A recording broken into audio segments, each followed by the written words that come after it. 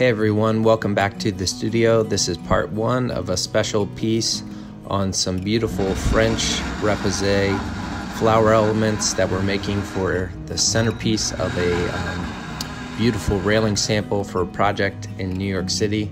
So I begin by cutting out these forms that I designed on the bandsaw. If we were making multiples of them, we would have them laser cut, but this is just a few for a sample. Once the leaves are cut out, then they'll be cleaned up. But the inspiration for most classical acanthus leaves and forms like this comes from nature, really how light hits leaves and the shadow lines and just the beautiful forms found in nature's leaves. Once the patterns are cut out, I then go to the bench and begin filing to clean up the profile. This also removes any sharp burrs and just refines the overall shape of the leaf or flower in this case. So there's two larger flower forms and two smaller pieces that go in the center. So here I'm beginning to define the main lobes of the form. So this is done by chiseling down into a lead block. The chisel, however, is very blunt. It's not sharp. It's more just to incise and establish the line. I'm not trying to cut through the metal. So after all these establishing lines are created, then move on to a separate process called stake repousse. But I love doing this type of work just to get into a rhythm, work by hand, create something beautiful. We've been fortunate for over 16 years now to just be creating so many awesome projects for different customers. Still working in the lead, I am now establishing the lobes by hammering into the lead block to create a shallow channel, and then I'll place the work over that channel and hammer down into it.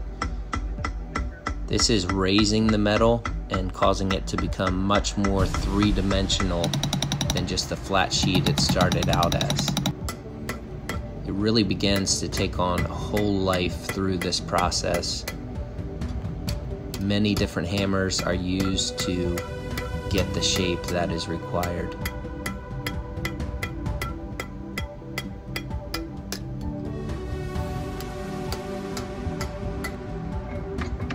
So here's the stake repousse. I'm literally forming this smaller flower over the stake and shaping and rounding and even planishing and polishing it some as I do this work. It's important to remember that these are going to be covered in gold leaf.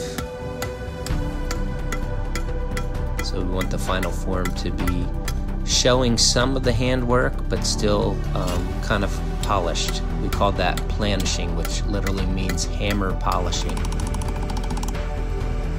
Moved on to a different stake and I am creating a vein in there. Some of this work, the hammer is actually not hitting on the stake, it's hitting off of the stake.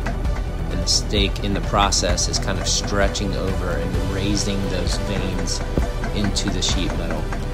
Copper is a beautiful metal to use for this process. Bronze and Monel are also used often. Let's see some of the hammers we use. And these forms are not quite done. So here I'm using another stake to raise the outside of the flower. So this flower is very three-dimensional, kind of drops down in the center. Moving back to the other stake to raise some of the veins back up. This is really a meditative process. Just kind of get into a groove as you work through the form. And very repetitive given the fact that there's 6 lobes to this flower form. You can see I just keep spinning and working it so that every element is worked evenly. And here are those completed forms.